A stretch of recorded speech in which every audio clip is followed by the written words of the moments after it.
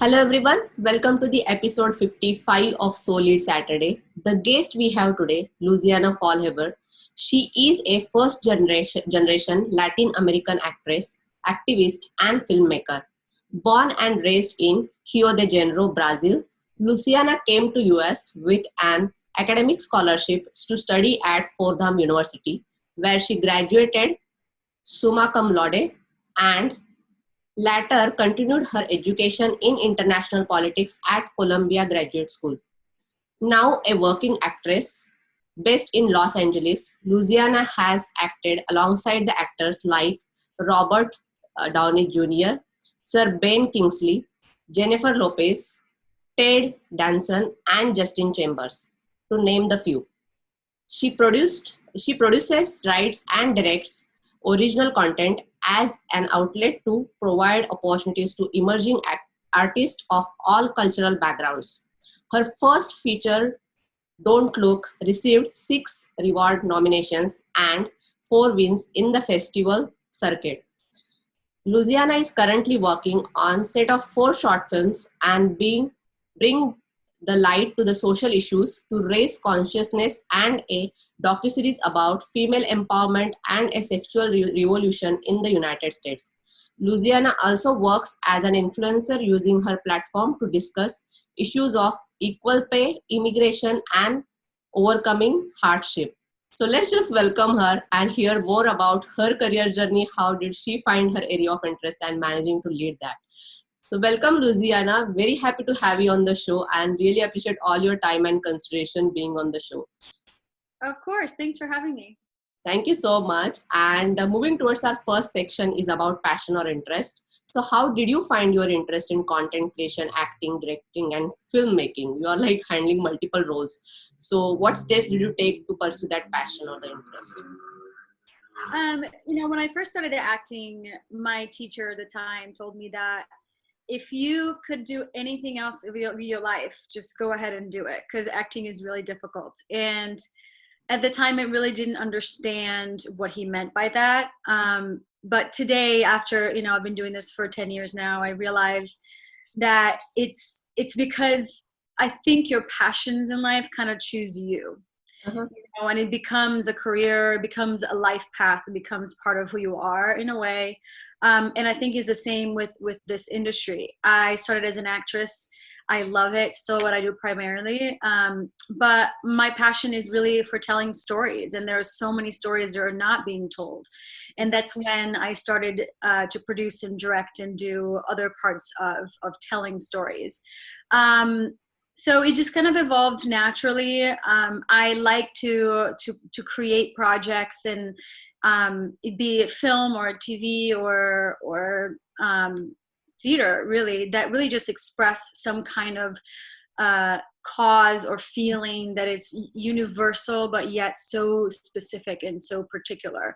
So if you go on my Instagram, you see a short film that I created there called December, and that was something that was so particular to my life at one point. And I remember taking that to the festival circuit and everybody telling me stories of breakup and heartache and all the things that they've been through, and their criticism, why they liked it, why they didn't like it, and things like that. And every time I had those conversations, I remember telling them, I'm so glad that you got that. I'm so glad that you feel this way, because this is exactly what I was going for. Either be a criticism of, oh, I didn't like that this was, I'm not going to ruin it for you, or you got to go check it out. But they would be like, oh, I didn't like that it ended this way, or, oh, I didn't like it that this happened, or, oh, I don't know their names of the characters. I made that on purpose because I wanted it to be a place where you could put yourself in those shoes, and it really worked. And that's a piece I'm really proud of. And this year I created another project called Homeless, and it's about the homeless crisis. I created that with my partner Javier Gomez, and he plays the lead character in the short film. It's a beautiful piece about overcoming, or also about difficulties of the system in the United States and how to overcome that huge huge thing in life, you know, of not having shelter. The question of shelter. As Mhm. I get older, I think it's as much physical as it is emotional, you know, finding that shelter. So we're gonna release it, hopefully to release it before the year is over. And little did we know that we shot in February, just as we were hearing about this mysterious new virus that nobody knew about. And we were lucky enough to finish before the first lockdown. And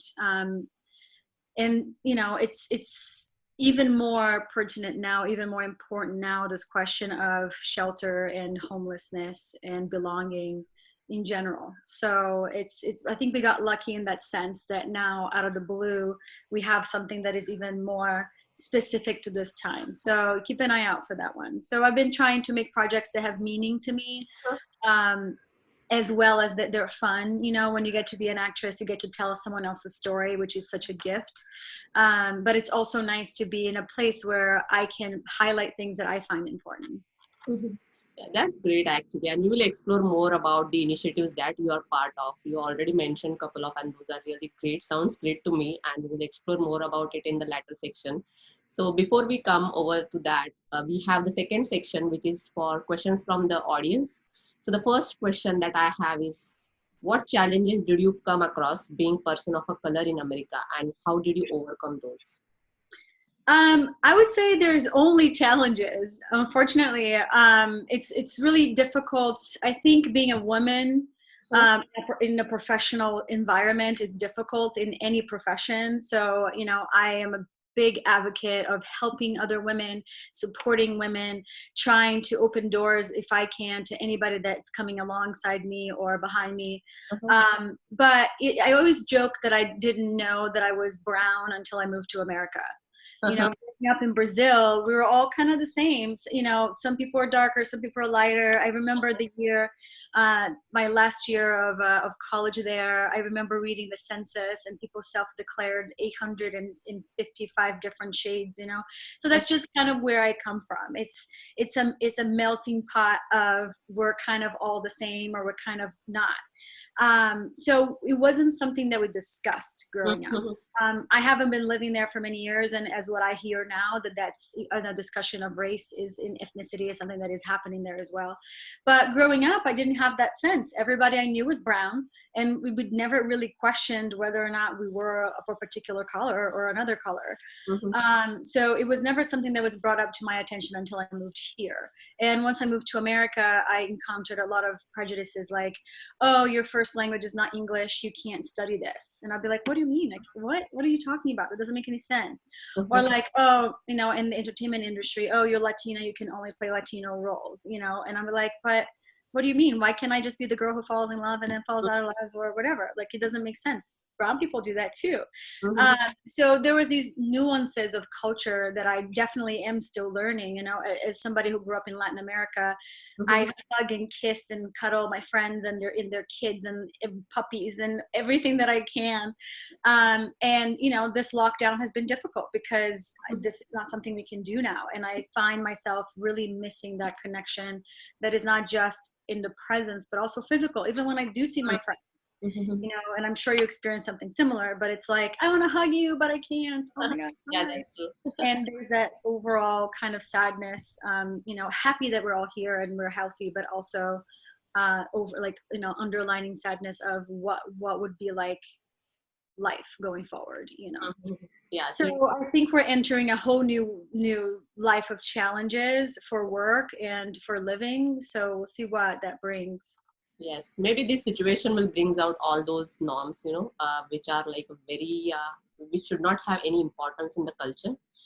And when people are now in the pandemic, I feel that the world is little more closer than the before. Right.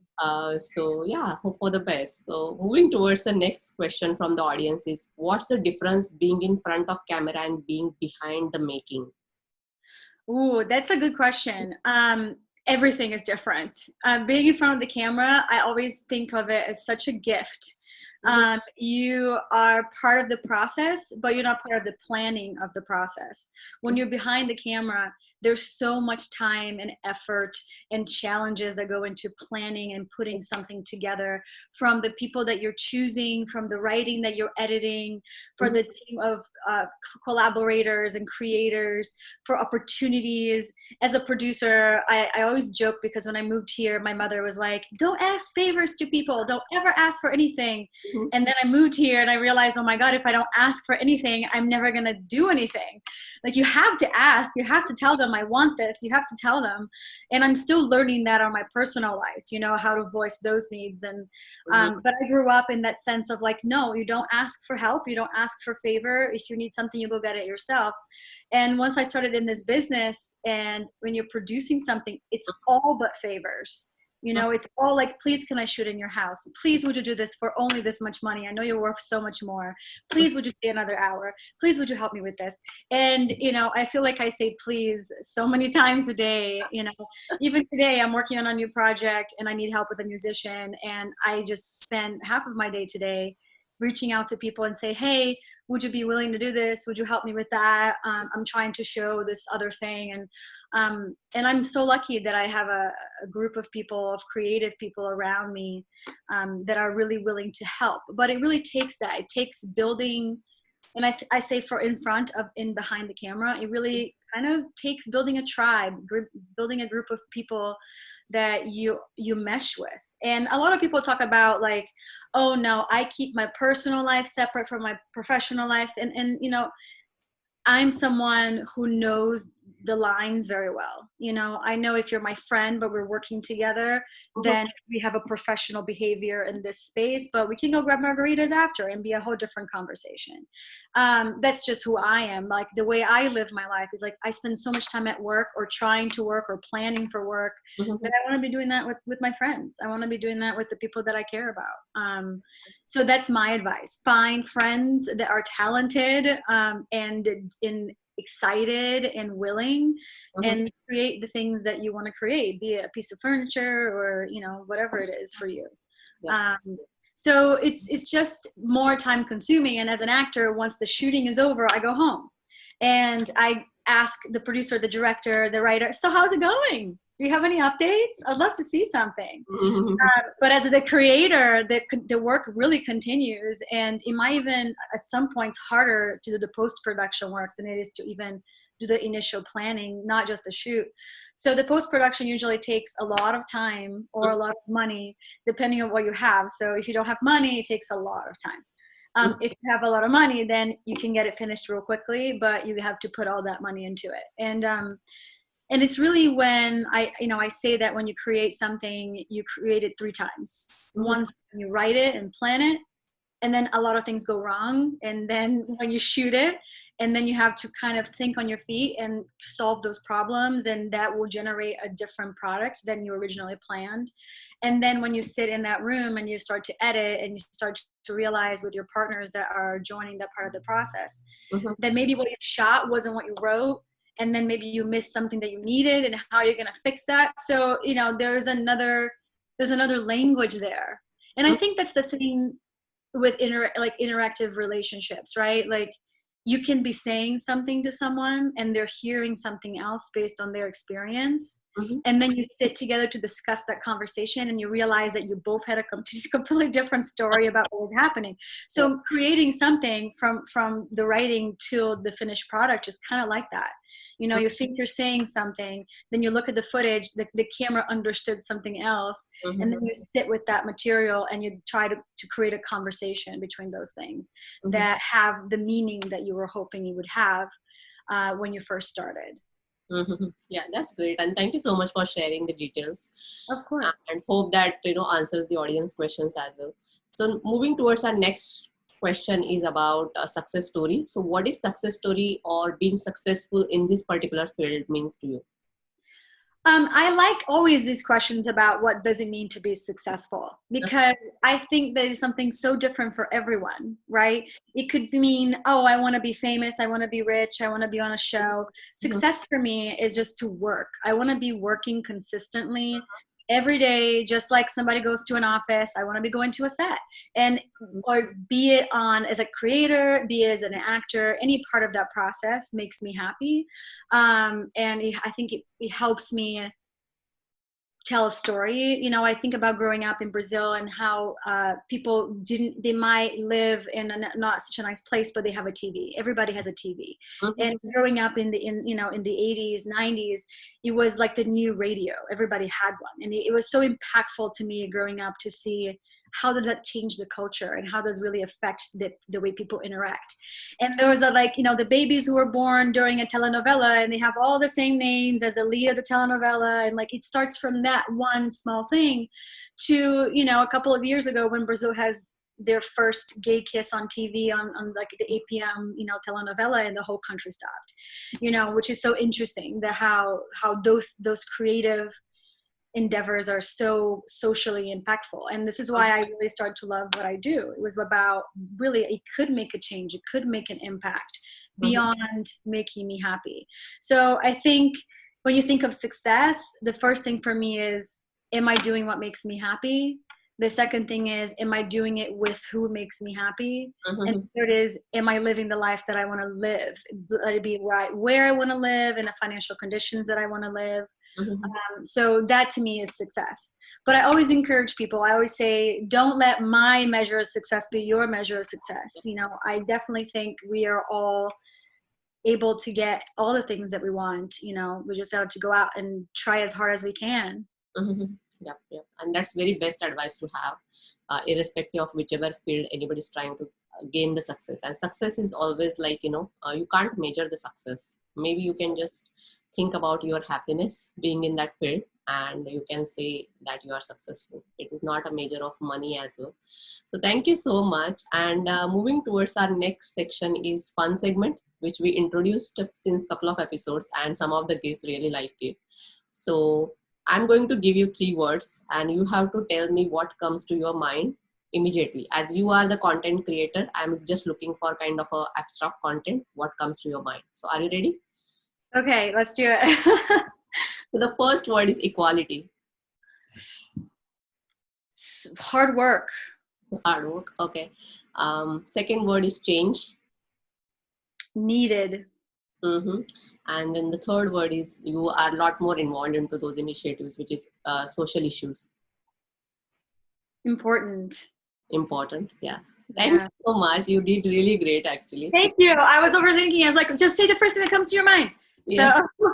Yeah, it's very hard actually when it comes to the abstract content defining such words, because people just need sentences to describe sometimes, or some examples, but it can be shortened as much as you want to, actually, if you are clear on the thought or the idea. So thank you so much. And moving towards our next section is exploring your career, work, and volunteering. So the first question under that section is, do you remember your first shot as an actor? And would you like to share that with the audience? Of course. I mean, you never forget your first time. That's something that is really true. So my first job in Hollywood was on Iron Man 3, which was a huge budget film. And to this day, I have not worked on a film that was so big. So it was definitely like a shock. It was my first job. I had 3 lines. I was in a scene with Robert Downey Jr. and Sir Brent Kingsley. And I remember, it was in a bed, and it was me and some other girl. And she had her lines, and I remember we were the first ones on set, and we sat there and we just waited for them to come in. And I remember thinking, oh my God, there's so many people here, there's so much going on. And it was incredible to get to act with people like these veterans who have been doing this all their lives, who I watched on TV when I was little. So I definitely had like that moment of just be cool, just smile, wave, what's up? I'm good. Like in the side, you're like, oh my God, this is so cool. So it was, a memorable, incredible experience. The director, Shane Black, is a fantastic director. He changed filmmaking, with his movies in the 80s. And it was just one of those moments in life when you think, is this really happening? Did I really get this lucky? And I did. And to this day, I'm so grateful. One thing that I do whenever I book another job that I feel like it's a milestone in my career, I always go back to all the people that hired me me and I say, thank you for hiring me. And if you didn't hire me then, I wouldn't be getting this job now. And I think it's so important to see the road, not to forget the people that were there for you right in the beginning. So, he's definitely one of those. And I remember, I always tell the story too, because the day before the bedroom scene, we had the scene in a TV station room. It was the set. And they put us in these beautiful 1920s vintage gowns. And it was all silk. And it was, the one I was wearing was gold and beautiful, knee length, like mermaid style. And I remember thinking, oh my God, I wish I could keep this dress. And I had just flown in that day and I was exhausted. So I went to get some coffee, but there was no lid. And I sat on the chair holding the coffee, and the makeup artist bumped on the chair and the coffee spilled all over the dress. And this is my first job, okay, in a huge set with famous people. I'm about to go on. Now the dress is ruined. And my eyes just swell with water. And I was about to cry. And the woman was like, do not cry. You're not going to ruin your makeup too. And I just oh my God. So I felt terrible that day. Luckily enough, it was close to the end of the day and they called cut and it was the end. So we ended up not shooting that scene that night. But that was definitely a lesson that I learned. I always now drink my coffee with lids, and I never eat in costume just to make sure nothing like that ever happens again. But it was definitely an experience. Wow, that's great actually. And thank you so much for sharing. It must be like, always you are going to remember it because you started with the Iron Man 3. Many people can, there are a huge fan following for that movie series. So thank you so much. And next question for you under that section is, what change would you like to see in the society or the culture? Are you involved into any such initiatives which you would like to share with the audience? You already shared actually, but would you like to share more and elaborate more on that part? For me, the biggest issue is equality. This year in the US, finally, we have the first woman in a big title office. Watching Kamala Harris do her speech, when Joe Biden was confirmed the next president, is an experience that I think, I would never have again. I was bawling. I was crying. I was thinking, look, there is AOC now. We have Kamala. Things are changing, and it doesn't mean just for politics. It trickles down. So now we're going to see on TV brown women playing politicians. We're going to see, empowered, educated Latinas, Southeast Asians, African Americans, because that's what we're seeing in the world. We're going to see women being empowered in different ways. And we get to write those stories and play those parts, So that was really exciting. But in the real world as well, you see that now women are going to be fighting for the rights of other women. Not that we're not already, not that we're not trying, but when the power is held all by the white males who are been there for all their lives, it's really hard to see change or to believe in change. I think this year for me, my biggest lesson has been in believing, in everything that's happening in the world, with my family being so far away and not being able to see them, and not knowing that this idea of not knowing what's coming with this virus. The last time this happened was in the 1800s, so there's no precedent to what's happening now. And it's, it's been a challenge at some points to believe that the good is going to come, that the good things are going to happen. And it's a constant struggle. So I feel like that was one thing that needs change, is equality. In entertainment, we see that like we do in any other business, women are paid less. There's less opportunities for people of color. The excuse always is, oh, but they're not as educated, they're not as whatever. And my answer whenever I get something like that is, well, if we don't give them their first jobs, they're never going to have. Yeah, everybody seeks for the opportunity actually, and given the opportunity, definitely people can prove themselves. So thank you so much for sharing, and I'm really happy that you agreed and came on the show, because you are involved into a lot of good initiatives, as well as you are doing great in your career aspect, where majority of the parents sometimes think that this is not the good profession for their kids. But it's really doing great. So thank you so much. I just want to ask you the questions that when you decided to wanted to be an actor. What was your parents' reaction actually? Oh, that's a great story. Um, well, I used to be a teacher, so I had a 9 to 5, kind of life. And my mother, who raised me, she was very happy that I had something Like, stable, that I could take care of myself, and she knew she never had to worry about me. And then one day I called her and I told her, Mom, I quit my job. And she said, What do you mean you quit your job? I'm like, I don't want to do this. I want to be an actress. I had just done a commercial and I remember thinking, I haven't been this happy ever in this job. This is what I want to be doing. And my mother cried, and she cried on the phone, and she's like, but you're my teacher, and I don't have to worry about you, and my friends are going to say that that's not a respectable profession. And I also understand, like, being an actress in Brazil entails things that really don't entail here. Most Brazilian actresses have been on Playboy, have done other projects that are more, I would say, racy, but in other places it's not the same. So and I found a way, I think, to combine my passion for social justice with my work as an actor. So I didn't have to have a 9 to 5 career to try to make an impact in the life that I'm living and the people around me. So I think finding that intersection, which came to me recently, really, and within the last 2 years, maybe 3, that I started to see I don't have to wait for something to do a project that might impact people. I grew up in Brazil, and it was still is a poor country overall, and my mother really raised us to try to help whoever and we can whenever.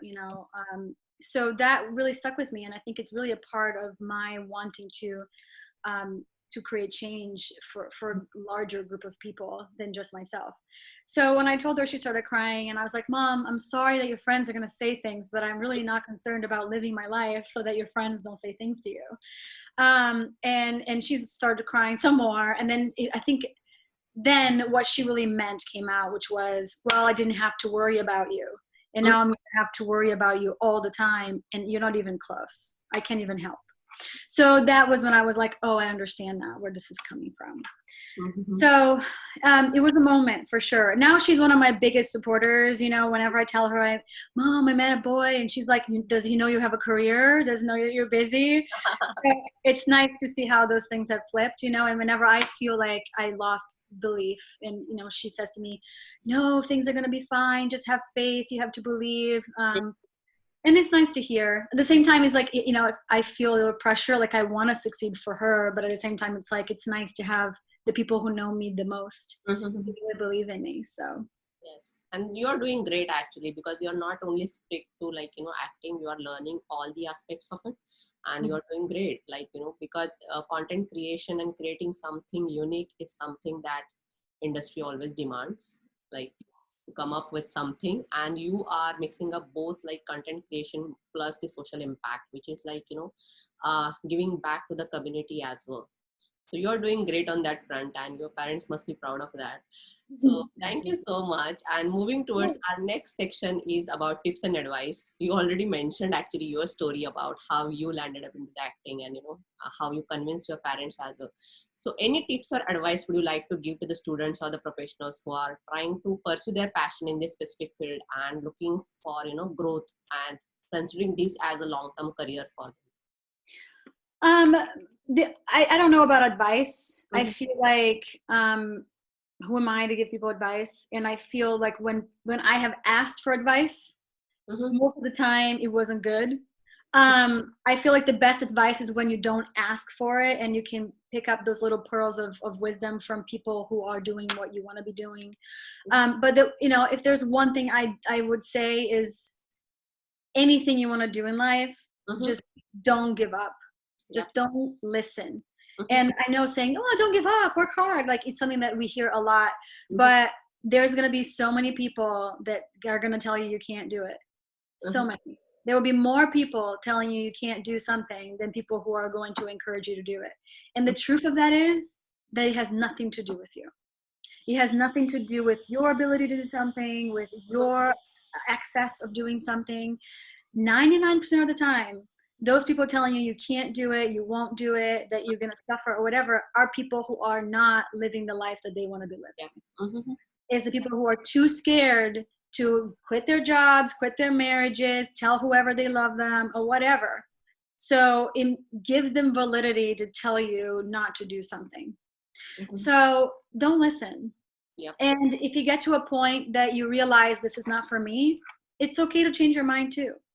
During this pandemic, I think if people had the time, and luckily I did, I spent a lot of it reflecting, and thinking, am I living the life that I want to live? And I feel like I'm still learning the effects of that question this year. Some lessons much harder than others, but there is this by rogue, this like used to do something a certain way thing that is very hard to break. And before the pandemic, for me, I was just going about life, one thing to the next, one thing to the next. What's the next thing? What's the next thing? Oh, and now I travel here. Now I travel there. Now I see these people. Now I will do this job. So, there was no time for me to think about, do I even want to be doing this job? That I made that choice 10 years ago. Am I still happy doing what I'm doing? And this time was yes. The answer was, if I catch this thing and die tomorrow, there is nothing else I want to be doing. And that was a really great realization. I know friends who have come to different realizations of saying, actually, I want to live by the beach, or I don't want to be in LA, or, so people have come to that realization in a different way. But for me, it has been absolutely, I'm doing what I love.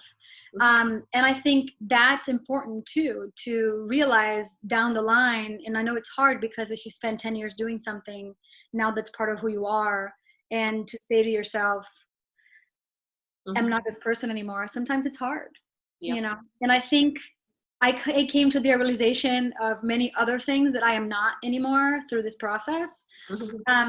But in terms of advice, I would say, just don't listen to them. What do other people know? Even the people who think they know you, they don't really know you, because they are always trying to tell you things from where they come from. And it's like I said, when you're creating a project, they're telling you something based on their story, which you are unaware of. And then you hear something else because you're hearing it from your point of view, which they're unaware of. So the result of that is always like, did we come to a conclusion? Are we speaking the same language, So remember that when you're going about life, doing whatever it is that you want to do, be a singer, be a dancer, be a carpenter, whatever. I think that's the only advice I would ever give going forward, is that. But in terms of tips, I would say you need partners. You need to build a life around you that goes beyond the job you want to have.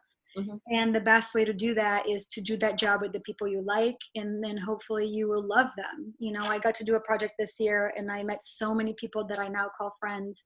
And I felt like my little world expanded a little more. And now I'm thinking, the next thing I have, of course I'm going to hire them, So you start to like, or I hope they hire me, and you start to like build this little nest of friendship and work that will propel you throughout your life. Because at the end of the day, a job is a job. It's not a life.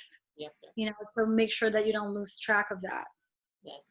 Thank you so much. And that is the best tip to have, because it is more important to have those like-minded people who is kind of a support system for you, whichever field you are trying to establish your career in. So thank you so much. And moving towards the closure of this episode, we are discussing the leadership. Already you mentioned actually, but just to close this, I would like to ask, the way you are leading your passion or the interest, what is your leadership style, and any specific leader that you always follow or admire, and why? Tell me the question again. Sorry, you broke up a little bit. Yeah, no. So it is more, we are moving towards the closure of this episode. So the last section we have is the leadership. So you are truly leading your area of interest. So what is your leadership style, and any specific leader that you always follow or admire, and why? I look for women that are, strong and successful. And I struggle in my life a lot with like verbal communication on whenever I feel emotionally connected, because there's that fear of, are they going to understand me? Are they going to see me? Are they going to, judge me? So there's all those things. So I'm very private as a person, and I don't really share Mhm. It takes me a lot of time to share my privacy with people. So I always look for women that are openly brave, Mhm. or talk about their hardship in an open way.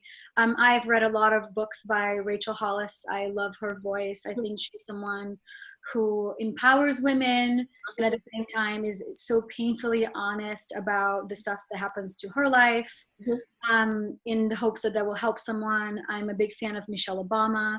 You know, I think that woman is not just amazingly smart, but has an incredible amount of class, and Mhm. that's something I want to have in my life. Kamala Harris is someone Mhm. that just with a smile, you know, opens up a room in a way that maybe sometimes I would be too shy to do. You know, so I look for women who inspire me. And I've gotten the question many times of like, oh, you know, when you look at this, you know, who do you look up to? What actor, what content creator, what person do you look at their career and think, this is what I want? Mhm. And my conclusion of that has always been there isn't someone who looks like me doing what I want to be doing. You know, there isn't. I think the closest to it has been J-Lo, maybe. Like she is creating content, giving opportunities, also doing the creative part of the work, and you know. But at the end of the day, the point was there wasn't anyone when I was a child that I would look at and those little TVs and say, this is who I want to be. This is what I want to be doing. And Mhm. now I feel like the world is changing. I mean, slowly, but it's changing. And to be able to watch that inauguration speech that's coming next year and see, you know, people standing there who look like me, who that's I just can't imagine what it would be like being a child and Mhm. having the sense of anything is possible. Um, so for me, like I look for women who make me believe that anything is possible, no matter what your mistakes are, what your flaws are. Uh, Mhm. Yeah, so that's great. Yeah, that's great. And thank you so much for sharing. And I of really course, appreciate all your time and consideration. Just to close this episode, I'm going to close it with your tip, which is like don't give up and always surround yourself with the like-minded people or kind of a supporting people who can support your idea or the thought, and you have that freedom to experiment in your career. So thank you so much. And I hope you all will enjoy this episode. And as I always say, until we meet, happy leading. Let's lead together. Stay safe. Bye for now. stay safe. Bye. Thanks for watching. Thank you so much.